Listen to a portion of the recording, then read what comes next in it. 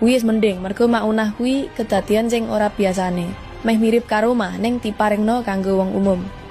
Contoh gampange wong sing wis putus asa loro tibake iso mari lan akeh contoh liyane.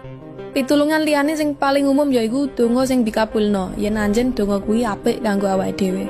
Carane iso maca dhewe nganggo kitab tafsir utawa uga iso nganggo guru sing duwe ilmu babagan tafsir Quran. Sing penting aja terjemahane tok.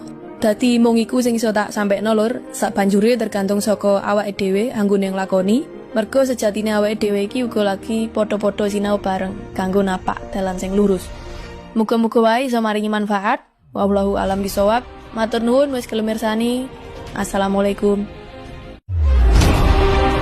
Para sesepuh, para pinisepuh ingkang kula bekteni, para pangemban-pangembating praja, satriyaning nagari ingkang pantes kinurmatan, para kakang werda muda ingkang kula tresnani, Agung putri ingkang pantes sinudarsana, kabagyan katentreman tuwin karahayun.